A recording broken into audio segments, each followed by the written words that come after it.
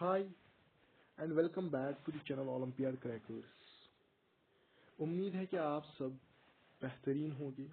तो आज के इस वीडियो में हम वेक्टर एडिशन डिस्कस करने जा रहे हैं। ये हमारा लेक्चर 3 होने वाला है वेक्टर्स का। वेक्टर एडिशन में अगर आपने लास्ट 2 वीडियो देखी होगी, हमने representation basic of vectors and मैंने आपको हेड टेल मेथड भी करवाया है। तो आज हम पढ़ेंगे पैरेललोग्राम लॉ, जो सबसे इम्पोर्टेंट लॉ है और जो सबसे काम आएगा वो पैरेललोग्राम लॉ ही है। और ट्रायंगल लॉ उतना काम ही नहीं आता और हमारा सिलेबस भी तो कंप्लीट ही नहीं होगा। इसकी वजह से ट्रायंगल लॉ को छोड़ देते हैं और पैरेललोग्राम लॉ पे फोकस करते हैं, ठीक है। इसके बाद आपका रिजोल्यूशन ऑफ वेक्टर आएगा और बेसिक टॉपिक जल्दी से खत्म करते हैं वेक्टर्स। और उसके बाद आपका चलेगा इंटीग्रेशन, डिफरेंशिएशन और फिर आप आओगे फिजिक्स की दुनिया में, जिसको हम कहते हैं काइनेमैटिक्स, पहला टॉपिक। तो जैसे आप जानते ही हो कि हमारा सिलेबस जो है वो बहुत बड़ा है और इतने कम समय में टाइम में कवर कर पाना थोड़ा सा मुश्किल है। तो इसकी वजह से मैं क्या सोच रहा हूँ कि आपकी रे ऑप्टिक्स की क्लास भी चलेगी। आपकी रे ऑप्टिक्स मतलब हम रे ऑप्टिक्स भी स्टार्ट करेंगे और रे ऑप्टिक्स के बेसिक्स को टच करते हुए जाएगी और रे ऑप्टिक्स का टॉपिक भी खत्म करेंगे काइनेमैटिक्स के साथ साथ ही। ओके, तो रे ऑप्टिक्स के भी वीडियोस आएंगे, ठीक है। तो आप रे ऑप्टिक्स जो है वो देख लीजिएगा। तो इसलिए मैं जल्दी से जल्दी आपको रेजोल्यूशन ऑफ वेक्टर्स पढ़ा देता हूँ। तो उसके बाद जो है आपका वेक्टर्स का टॉपिक अच्छे से समझ आएगा। तो आज के इस वीडियो में हम शुरू करते हैं पैरेललोग्राम लॉ। तो पता है आपको वेक्टर एडिशन, पहले मैं बेसिक्स क्लियर करता हूँ। वेक्टर एडिशन क्या है? जब हम दो वेक्टर क्वांटिटीज को ऐड करते हैं तो उसको कहते हैं वेक्टर एडिशन। तो यहाँ पर हमारे पास 3 मेथड होते हैं जो हम वेक्टर को ऐड करें। पहला होता है हेड टेल मेथड, दूसरा होता है पैरेललोग्राम, तीसरा होता है ट्रायंगल लॉ। तो बेसिक क्या है, बेसिक्स क्या है? तो बेसिक्स है जब ई वेक्टर, तो देखो यहाँ पर एक वेक्टर मैंने लिया है, आप देखो यहाँ पर मैंने एक वेक्टर लिया है, यहाँ पर मैंने दूसरा वेक्टर लिया है। अब देखो A vector plus B vector जो है ये क्या देगी, हमें एक आंसर देगी, ये कुछ वैल्यू देगी ना। ए वेक्टर बी वेक्टर को ऐड करोगे ये आंसर देगी और इस आंसर को हम रिजल्टेंट कहते हैं। तो ए वेक्टर प्लस बी वेक्टर हमेशा रिजल्टेंट के बराबर होगा। और यही रिजल्टेंट कैसे निकालते हैं, इसी के हमारे पास 3 मेथड है, head tail method, parallelogram law, triangle law. और सबसे बेहतरीन है पैरेललोग्राम लॉ। ट्रायंगल लॉ भी वही है, आप मान लो, ठीक है। सबसे बेहतरीन आपको जो है वो पैरेललोग्राम लॉ मिलेगा और हेड टेल मेथड तो काम का ही नहीं है। तो उसके बाद याद रखना है A vector plus B vector जो है वो सी वेक्टर के बराबर होता, वो बराबर होता है बी वेक्टर प्लस ए वेक्टर के। अब कैसे होता है ये भी प्रूव करके दूंगा। और उससे पहले याद रखना है कम्यूटेटिव प्रॉपर्टी। तो प्रूव करना है क्या ये, तो चलिए हम यहां पर प्रूव करते हैं, आपको हम यहां पर दिखाते हैं। देखो मान लो मेरे पास एक वेक्टर है, मान लो ये मेरे पास दूसरा वेक्टर है, इसको कहेंगे ए वेक्टर, इसको कहेंगे बी वेक्टर। अब मुझे क्या दिखाना है, ए वेक्टर प्लस, तो यहां पर लिख लेता हूं मैं टू प्रूव। और जल्दी से हम सिलेबस को थोड़ा सा जल्दी फिनिश करते हैं क्योंकि पता है आपको फिर इसके बाद कितना बड़ा है काइनेमैटिक्स, कितनी बड़ी है आपकी ये फिजिक्स, कितना बड़ा है मैकेनिक्स का portion, force, work, power, energy, ठीक है। तो बहुत वास्ट सिलेबस है। उसके बाद आप वेव्स में जाओगे, इलेक्ट्रोमैग्नेटिक वेव, तो बहुत ही ज्यादा वास्ट है।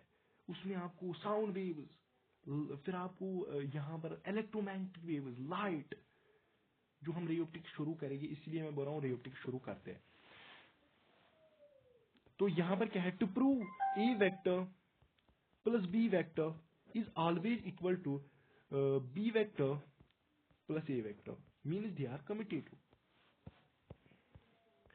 तो अगर आपने जो है पैरेललोग्राम लॉ अभी पढ़ा नहीं है लेकिन देख लो, हमें क्या होता है, हमारे पास एक वेक्टर होता है, मैंने बोला ये बी वेक्टर है, तो मैं इसको पैरेलली शिफ्ट कर सकता हूं, इसको कहोगे आप ए वेक्टर।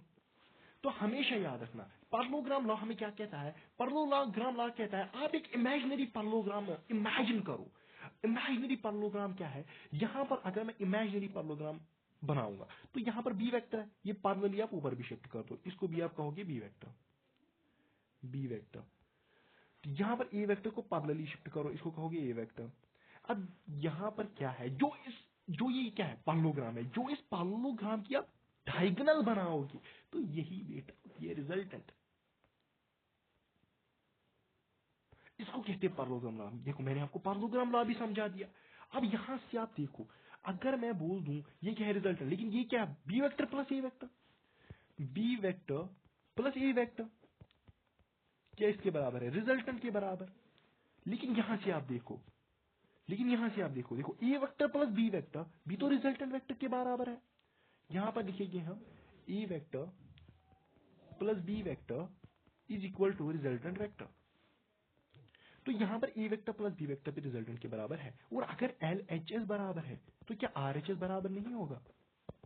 तो यहां से क्या आप कह सकते हो mathematically, a vector plus B vector is always equal to b vector plus A vector. तो ये आपका हो गया। तो आपको समझ आ गया होगा पैरेललोग्राम लॉ भी आसान है।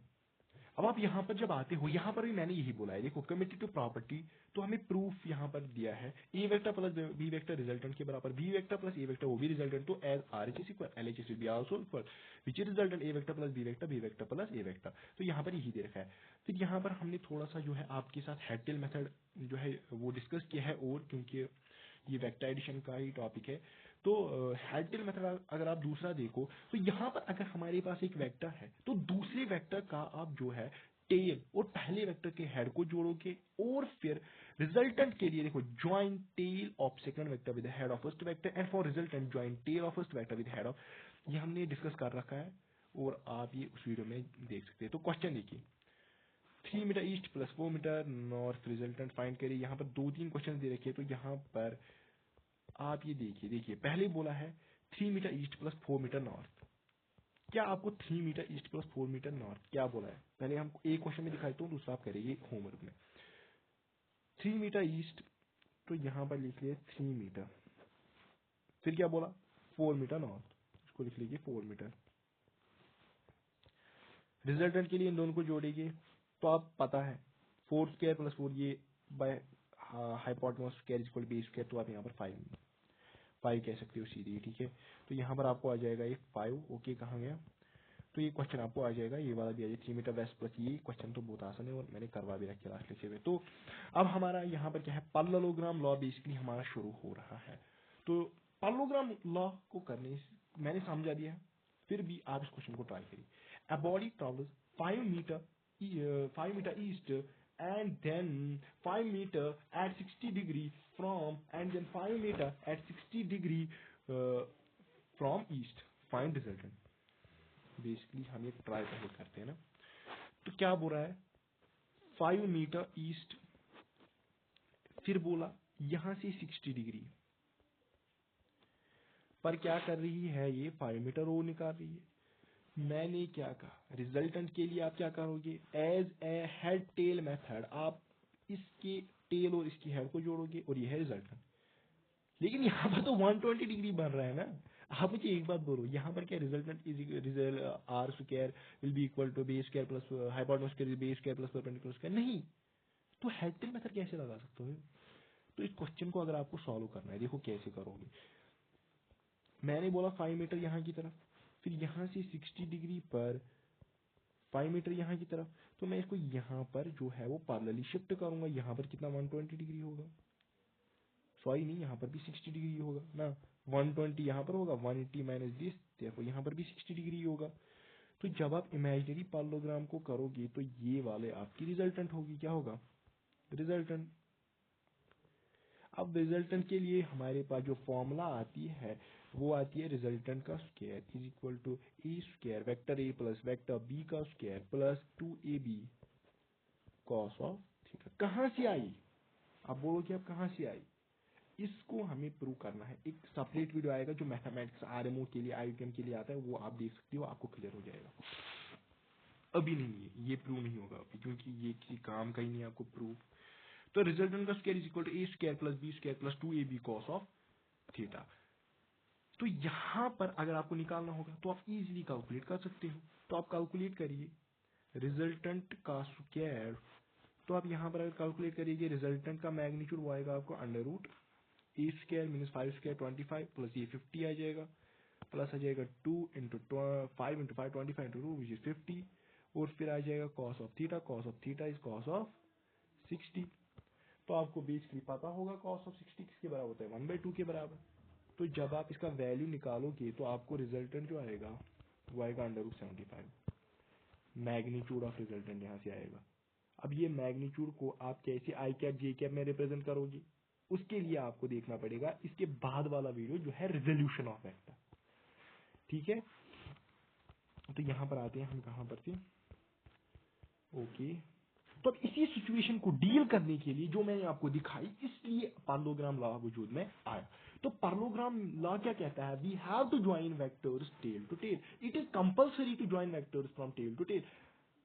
अब आप बोलोगे टेल क्या होती है, हेड क्या होता है, क्योंकि आपने पहला वीडियो देख ही नहीं रखा है। पहला वीडियो देखो, वहां से देखो कि क्या टेल क्या होता है, हेड क्या होता है, उसके बाद यहाँ पर आओ।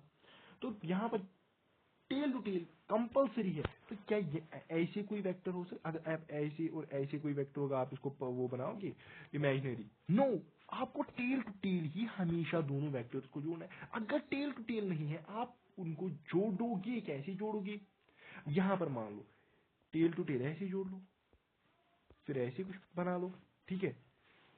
तो ये मैं आपको इम्पोर्टेंट है, फॉर्मूला है result square A square plus B square plus 2ab cos theta, और थीटा क्या है यहाँ पर, एंगल बिटवीन वेक्टर्स। क्वेश्चन बोला गया है यहाँ पर 5 मीटर, 5 मीटर बीच में 60, तो चलिए करते हैं। बोला गया है यहाँ पर 5 मीटर, यहाँ पर है 5 मीटर और यहाँ पर है 60, तो अभी निकाला √75 इसका मैग्नीट्यूड आएगा, आएगा ना, सॉरी, रिजल्टेंट का मैग्नीट्यूड आपके आएगा √75। तो अभी निकाला ना ये, तो अब और करने की जरूरत है, तो यहाँ पर भी इसने यही किया √75। तो ठीक है, तो इसके बाद जो है हमारे पास है डायरेक्शन।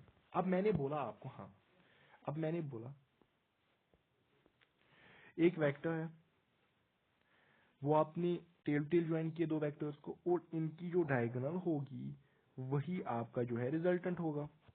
लेकिन मैं कहता हूँ डायरेक्शन, तो आप ये एंगल थीटा अगर मुझे कहोगे तो मैं इसको डायरेक्शन कहूंगा। तो याद रखोगे tan of theta, sorry alpha, b cos theta, अगर ये ए वेक्टर है और ये है बी वेक्टर, ठीक है, b cos theta divide by a plus b, sorry b sine theta a plus b cos theta, ठीक है, b sine theta a plus b cos theta. तो इसमें भी लिखा होगा b sine theta a plus b cos theta tan of alpha. तो ये याद रखोगे, ये फॉर्मूला बहुत ही ज्यादा इंपॉर्टेंट, बहुत ही ज्यादा इंपॉर्टेंट, बहुत ही ज्यादा इंपॉर्टेंट, ये दो फॉर्मूलाज बहुत ही ज्यादा इंपॉर्टेंट है। पैरेललोग्राम लॉ, तो अभी यहाँ पर लिखा है इसने, we can add two vector join two vectors from tail to tail as two adjacent sides of parallelogram, complete imaginary parallelogram, resultant is equal to diagonal of parallelogram. तो यहाँ पर आपको बेसिकली यही बताया गया है।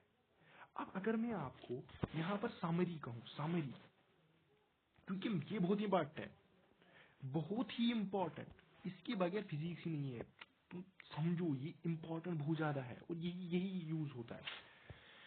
पैरेललोग्राम लॉ क्या कहता है, दो वेक्टर्स अगर मेरे पास ए और बी है, दो वेक्टर्स, वो इनके बीच में थीटा एंगल है, तो अगर मुझे एक पैरेललोग्राम इमेजिन करना है और इनकी जो डायगोनल होगी यही रिजल्टेंट होगा। तो इस रिजल्टेंट का अगर मुझे मैग्नीट्यूड निकालना है, इस रिजल्टेंट का अगर मुझे मैग्नीट्यूड निकालना है, मेरे पास फॉर्मूला है A square B square plus 2ab plus 2ab cos of theta. और अगर मुझे इसकी डायरेक्शन निकालनी है तो मैं tan ऑफ अल्फा निकालूंगा, जो बराबर होता है b sine theta divide by a plus b cos theta, a plus b cos. जितनी ये दो इंपॉर्टेंट फॉर्मूला है उतना इसमें कुछ उतना है नहीं, बट ये दो फॉर्मूला आपको याद रखनी पड़ेगी। अब कहाँ से आई, अभी सब्र करो, अभी सब्र करो, ये कहाँ से आई ये भी बताएगी। तो अब हमारा जो दूसरा टॉपिक रहने वाला है तो वो रहेगा रिजोल्यूशन ऑफ वेक्टर। तो अगर आप अब ट्रायंगल लॉ भी पढ़ना चाहो तो वो भी थोड़ा सा मैं बता ही देता हूँ, ओके। तो क्या मैं कह रहा था कि मैं आपको ट्रायंगल लॉ भी अब दिखाई देता हूँ, जल्दी से जल्दी हम ट्रायंगल लॉ को भी करते हैं, ठीक है। Triangle law, basic introduction, triangle law. देखो ट्रायंगल लॉ क्या होता है, हम दो वेक्टर्स को जो है वो हम दो साइड्स ऑफ ट्रायंगल से रिप्रेजेंट करते हैं। अब ये मेरे पास है मान लो वेक्टर ए, ये मेरे पास है मान लो वेक्टर बी। तो इसको आप क्या कहोगे, इसको आप दो साइड से रिप्रेजेंट करोगे और ये जो तीसरी साइड होगी ये होगी रिजल्टेंट। लेकिन यहाँ पर याद रखना है, यहाँ पर जो ये टेल टू टेल तो नहीं जुड़े, तो आप इस वेक्टर को आगे लाओगे, वेक्टर ए को पैरेलल शिफ्टिंग, और ये आपका थीटा बनेगा। यहाँ पर याद रखना है थीटा है और ये वाला आपका अल्फा बनेगा। तो याद रखोगे दो वेक्टर्स को हम एक ट्रायंगल का हम मानते हैं, ये दो जो है वो साइड्स ऑफ ट्रायंगल्स है, और जो तीसरी साइड है वो रिजल्टेंट है। लेकिन यहाँ पर थीटा क्या है वो याद रखना है, थीटा आपको ये शिफ्ट करना है, पैरेलल शिफ्ट, और यही थीटा यहाँ पर होगा। ठीक है, फिर आपको पता ही है रिजल्टेंट का square is equal to A square plus B square plus 2ab, वही फॉर्मूला वही cos theta, theta angle between vectors but where from tail to tail, और यहाँ पर टेल टू टेल यहाँ पर है। ठीक है, और फिर आप tan ऑफ अल्फा याद रखोगे, b sin theta divide by a plus b cos theta, a plus b cos theta. ठीक है, a plus b cos theta, ये हो गया आपका। इसके बाद आता है सब्ट्रैक्शन ऑफ वेक्टर्स। क्या आप रेडी है सब्ट्रैक्शन ऑफ वेक्टर्स के लिए? सब्ट्रैक्शन ऑफ वेक्टर्स, सब्ट्रैक्शन जैसी कोई चीज ही नहीं है, सब्ट्रैक्शन जैसी कोई चीज ही नहीं है। लेकिन फिर हम सब्ट्रैक्शन किसको कहते हैं तो जानते हैं। तो पहले आप देखो negative of vector, negative of vector, vector का नेगेटिव क्या होता है? देखो अगर मेरे पास ये वेक्टर ए है, इसका नेगेटिव क्या होगा? Opposite direction, minus of vector A. अगर ये मेरे पास है बी वेक्टर, तो इसका नेगेटिव होगा माइनस ऑफ बी वेक्टर। तो अगर मैं आपको कहूंगा ये है सी वेक्टर, नेगेटिव होगा माइनस ऑफ सी वेक्टर। अब आता है हमारे पास subtraction of vector, subtraction of vector. तो कैसे हम वेक्टर्स को सब्ट्रैक्ट करते हैं? तो आपको अभी तक तो समझ आ गया होगा नेगेटिव ऑफ वेक्टर से। अगर मेरे पास है A vector minus B vector, ये भी रिजल्टेंट होगा, लेकिन कैसे रिजल्टेंट निकालोगे? मान लेते हैं ये मेरे पास ए वेक्टर है और ये मेरे पास बी वेक्टर है। अब मुझे पता है A vector plus B vector तो आता है आपको, लेकिन अगर हमें नेगेटिव ए वेक्टर माइनस बी वेक्टर, तो माइनस बी वेक्टर यहां पर अगर मैं बोलूं, इसको मैं क्या लिख सकता हूं? A vector plus minus of B vector, ऐसे रिप्रेजेंट कर सकता हूं क्या? A vector plus minus of B vector. तो मैं यहां पर इसको एक्सटेंड करूंगा, ये माइनस ऑफ बी वेक्टर, और फिर यहां पर ये क्या बनेगा? ए वेक्टर, इसका जो आपका ये आएगा डायगोनल, तो वो बनेगा A vector plus minus of B vector. लेकिन यही तो उसके बराबर है। तो सब्ट्रैक्शन समझ आया? सब्ट्रैक्शन इसी को कहते हैं। तो आप क्वेश्चन एक लिखो, मेरे पास वेक्टर है ए वेक्टर, सी वेक्टर और डी वेक्टर। मुझे बोलो D vector minus c vector represent करके दो। तो अगर मुझे रिप्रेजेंट करना होगा, आपने ट्राई कर लिया होगा पास करके, d vector plus minus of C vector, कैसे निकालोगी? सी वेक्टर को नेगेटिव डायरेक्शन में लोगी, ये माइनस ऑफ सी वेक्टर आएगा। यहां पर ये डायगोनल होगी इनकी, ये डी वेक्टर है, तो ये डायगोनल जो ये रिजल्टेंट है इनकी, रिजल्टेंट बराबर होगा इसका d vector plus minus of C vector. यही तो d vector minus c vector होता है। तो ऐसे ही आप निकालोगे सब्ट्रैक्शन ऑफ वेक्टर्स, सब्ट्रैक्शन ऐसी वेक्टर्स का करते हैं। तो आखिर आपको समझ आ ही गया होगा कैसे हम सब्ट्रैक्शन ऑफ वेक्टर्स करते हैं। तो दूसरी चीज अगर आपको याद रखनी होगी वो है रिजोल्यूशन ऑफ वेक्टर। इसके बाद हमारा आता है रिजोल्यूशन ऑफ वेक्टर। बहुत ही ज्यादा इंपॉर्टेंट टॉपिक, बहुत ही ज्यादा इंपॉर्टेंट टॉपिक है। ठीक है, अब मैंने सोच लिया, असल में दूसरा जो है वो लेक्चर का टॉपिक था, तो मैं सोच लेता हूँ, मैंने सोच लिया कि बेसिक्स आपकी क्लियर करते हैं, क्योंकि बेसिक्स ही है इसमें। मैंने आपको इससे पहले भी थोड़ा सा बताया था। एक्स वाई और जेड तो आपको पता ही होगा, है ना? एक्स वाई जेड एक्सिस मैंने डिफाइन कर रखी है, पहले वीडियो देख लेना। इसके बाद आता है हमारे पास रेजोल्यूशन ऑफ वेक्टर। अब रेजोल्यूशन क्या है? अगर मेरे पास ये एक्स एक्सिस है और ये वाई एक्सिस है। अगर मेरे पास एक वेक्टर है, इस वेक्टर के ना दो कंपोनेंट्स होते हैं, इस वेक्टर के ना दो ही नहीं तीन होते हैं असल में, लेकिन मतलब वो वाला जीरो होगा तीसरा वाला। तो यहाँ पर अगर मैं देखूं इसके दो कंपोनेंट होंगे, एक होगा ए ऑफ एक्स एक्स डायरेक्शन में, ए ऑफ वाई, अगर ये वेक्टर ए है इसको वाई डायरेक्शन में एक कंपोनेंट होगा। अब ये वेक्टर सॉरी ये जो है ये वेक्टर, इसको अगर आप यहाँ पर देखो, यहाँ पर होगा बी ऑफ या ए कॉस थीटा, और ये क्या होगा ए साइन थीटा। तो यहाँ पर ए ऑफ एक्स और बी ए ऑफ वाई, इनके जो है वो है कंपोनेंट्स, वो कंपोनेंट्स आप निकाल सकते हो और एक वेक्टर को आप कंपोनेंट्स में तोड़ भी सकते हो। देखो अब ये मेरे पास एक वेक्टर है, इसका ए है, तो इसका जो है ये ए वेक्टर है, इसका मैग्नीट्यूड इसकी तरफ ए है और डायरेक्शन भी असल में, अगर इसको आप दो जो है वो डायरेक्शन में तोड़ सकते हो, एक्स डायरेक्शन में वाई डायरेक्शन में, जेड में भी, लेकिन जेड में जीरो है। अभी तो हम जेड में जीरो, जेड एक्सिस में जीरो है, अभी कंसिडर करो कि जेड में जीरो है।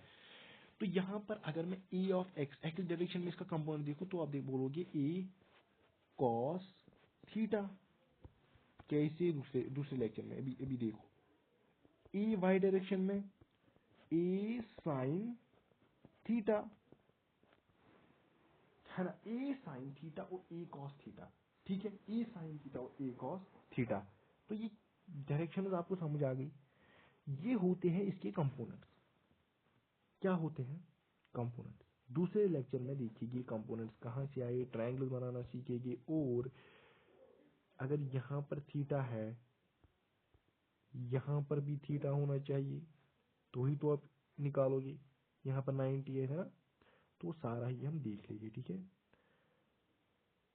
Thank you and like share to this video. अगर आपको कुछ भी फायदा मिल रहा है इस वीडियो से तो लाइक शेयर कमेंट, है ना, करिए कि हम कैसे इम्प्रूव कर सकते हैं, हम कैसे इम्प्रूव कर सकते हैं और आपको बेस्ट और बेस्ट कंटेंट हम ओलंपियाड के लिए कैसे प्रोवाइड कर सकते हैं। और ये 20 का चाहिए, 6th-7th का बच्चा जो है वो देख सकता है। इसके बाद आप क्वेश्चन प्रैक्टिस ही करनी है 8th में, और 9th में आप एलिजिबल होगी, या 8th में भी आप एलिजिबल होगी NSCGS के लिए। तो मैं यहाँ पर थोड़ा सा बता देता हूँ, NSCGS 2025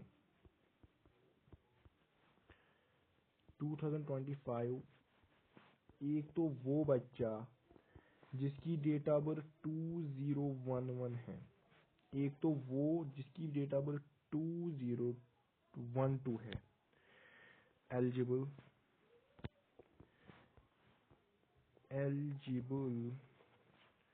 for 2025। So best of luck और प्रिपेयर करते रहे। Let us crack NSCGS 2025। Best of luck. Thank you.